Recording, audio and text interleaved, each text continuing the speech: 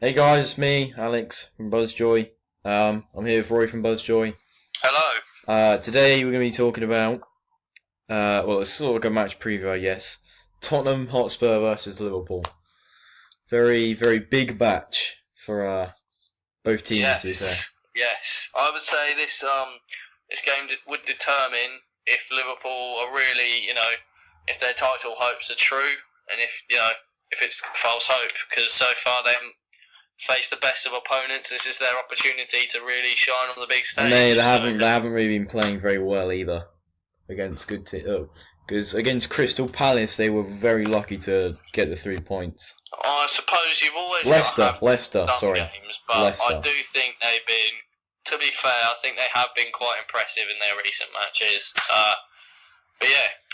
Yeah, I reckon it's gonna be interesting though, because Tottenham are a good team, Liverpool are a very good team. I just want Harry Kane to annihilate Virgil van Dijk. Honestly, it is so annoying how Liverpool fans are like, Virgil van Dijk's the best centre back in the world. Ow! Do you get it? And it's just like, yeah. he's not. Well, he's blatantly not. Alright, mate. What would be your predicted starting 11 for Tottenham with formation and everything? I'm saying Lloris and Ali are both out apparently. Okay, so we'll take those out of the picture, but we'll say if they are available, they'll come into whatever spot you say. Oh, okay, right. So if available, Lloris in goal, but if not, Gazaniga. What? I think we're going to play a 3 at the back.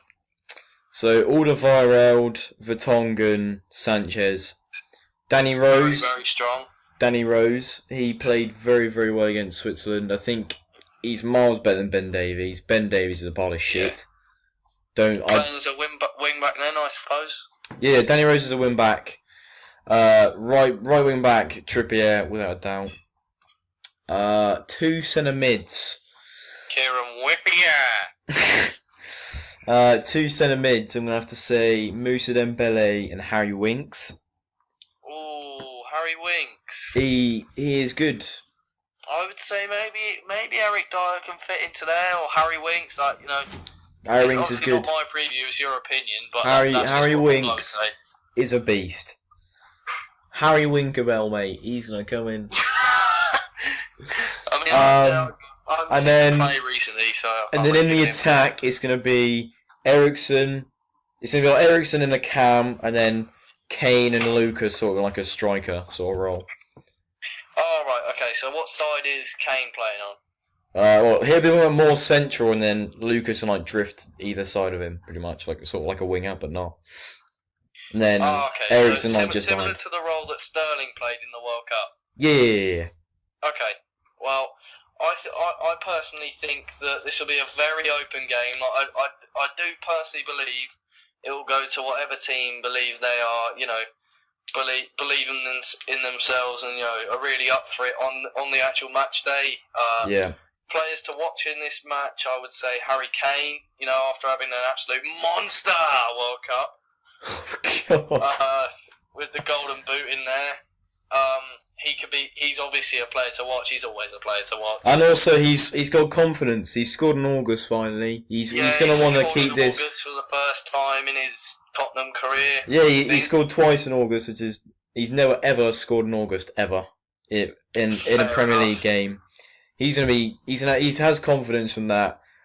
He was rested for a bit. He just needs rest. He's been playing so many games. And he's been injured. He just needs rest. I'd say this isn't really the game to rest him for. No, I'm not saying rest him here, but he didn't start against Switzerland.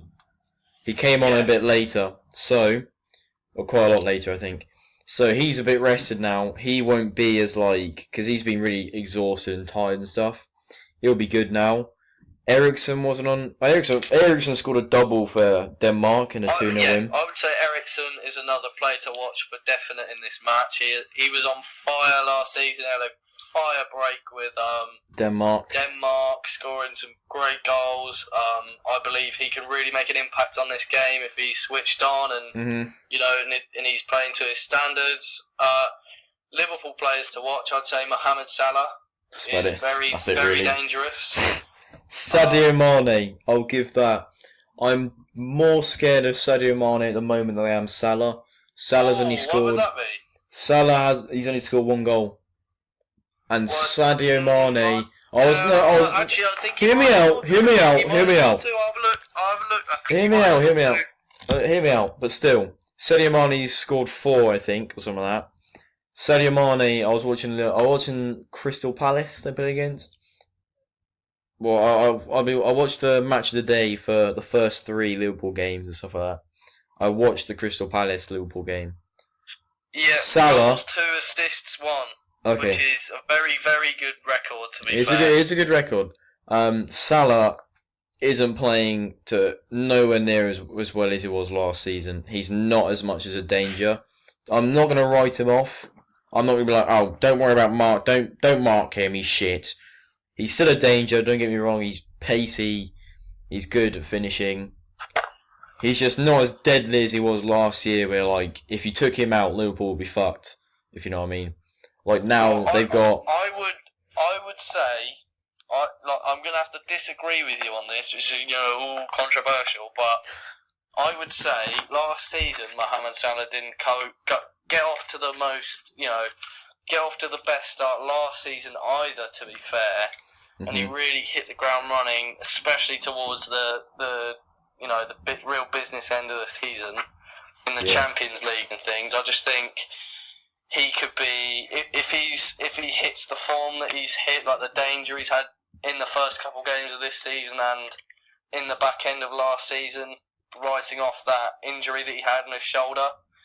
I really think he could be a danger, especially if he shifts it onto his right foot. It could be game over because, that's his weak foot. Lloris has got a little bit of a reputation for dropping clangers in big games, but I think he'll be solid for this one because if he plays, he might win. If he plays, he'll be solid because he's been rested. But if he doesn't play, then either way, I think Salah's going to be a big danger.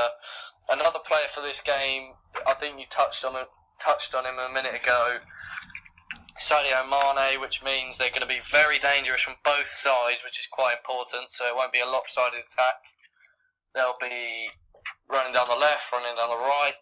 If Liverpool get this attacking shape correct, then they'll have Tottenham bent over it. Just depends if. Yeah, but then look, if we do play Alderweireld for Tongan Sanchez, Trippier and Rose, it won't be easy. If they really heavily mark Salah and they heavily mark Mane, and they make sure Firmino's under control as well, because let's not forget he is another fantastic player, fantastic passer of the ball. He's another player to watch, actually, really. He's also a danger. So they've just got to keep control. That's why I'm a little bit unsure about this 3 at the back stuff with wing backs, because if the wing backs push up, a lot like how the modern day fullbacks are supposed to, it's going to be very hard to keep that front 3 in control, because in my opinion they are definitely the most talented players in that whole Liverpool squad. So I think if they can keep that front 3 under control and they dominate the midfield and they cut out all the runs that the front 3 can make, Tottenham can dominate in the midfield. So I feel they've got a much stronger middle of the park and they can really press on that Liverpool defence, which in my opinion still isn't that great. Yeah, in my opinion, there's only so much a goalkeeper can do. Don't get me wrong, Van Dijk is good. Like Van Dijk is good. Gomez is good. Robertson's good, and whoever plays right back for them, I couldn't give a tell. If they start Dejan Lovren, then I would really be fearing, especially as a Liverpool fan. That's all I'm going to say. Yeah, because that back line is young, and it's not very good sometimes. So I reckon Tottenham have a very, very high aggressive pressing style that could really squeeze some mistakes out from Liverpool. And then Yes. Alisson, he's a good keeper, don't get me wrong, but he hasn't exactly been proven against an attack like Harry Kane or Eriksen or anything like that. Even like he may be a great. I personally believe he's a great goalkeeper, but no. If you stick it right in the bottom bins, no goalkeeper can save that. You know what I mean? Yeah, I Like, mean, can't all be on the goalkeeper. no offense to him, he is a great goalkeeper. Don't get me wrong, but last time he faced a really good attack in the Champions League. Well, he conceded. How many was it? Was it 4? They lost 4-0 in a great World Cup against. Got picked for Brazil over the top of Edison. I personally wouldn't. I don't get why they did that. To be honest, he's a good keeper, but Edison. I don't know actually, but you know, we'll leave it for the comments to decide. You know, if we get any comments. Yeah. Do you want to move on to score predictions? Oh yeah, score predictions. Right, you go first because I have mine perfectly in mind. As a neutral fan, like towards this game, I personally believe that it can go one of two ways. It can either be dominated by Spurs if they dominate the midfield and make sure they cut out the passes and the runs towards the front three. I reckon Tottenham can squeeze out maybe a 2-0 or 2-1 result, but if Liverpool's front three is set off the reins properly, I believe their attack may be a little bit stronger. So if Liverpool get let off the reins and there's poor defending from Tottenham especially, I think it might be a 4-1 raping. But my actual prediction, I think, is going to be 2-2. I reckon there's going to be a lot of goals in this game, but I don't think there's going to be a clear winner. It's too close to call for me. Mm-hmm. Right, I am a Tottenham fan, but if I'm honest, whenever Tottenham lose to a team like Watford in the way we did, we always bounce back. Touch wood. We always do. Touch wood again. It just seems to be... We always seem to bounce back from a really bad defeat like that. Touch wood. So I reckon we're going to do the same here again. I reckon Liverpool will be like, too easy. They're going to underestimate Tottenham. They're going to think it's like every single... Well, the last 4 teams they faced, like, bottom half league teams, pretty much. And like Leicester. They're going to be like, too easy. Alisson's going to be like, it's fine. And then everyone's going to relax. Van Dijk was getting raped by Giroud. And Harry Kane's class is above Giroud. So if Giroud can rape Van Dijk, Kane can really gangbang him. So I'm saying 3-1 Spurs. I think actually Firmino's going to score for them like quite early on, and then Harry Kane's going to score 2. I reckon it's going to go into half time at 1-1. Yeah, I reckon. I think Firmino's going to score around like the 30 minute mark.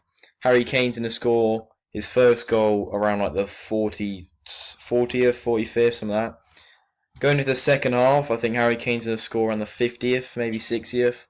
And then I'd say just to finish him off about the 70th / like 80th, I think Eriksen's going to score a free kick, I reckon. Oh, that is a bold statement. Like, if we had a betting company sponsor us, you know. Go down to that'd be some good odds. I'm just saying. Yeah. Gonna get his money, you know, that dollar. But yeah, is there anything else you want to add to that? This is a really, really big match. For Tottenham. If we don't bounce back from this, Liverpool obviously go ahead of us. The title race slowly getting away from us. It's a must-win game for Tottenham, pretty much. That's all I've got to say. All right then. Right.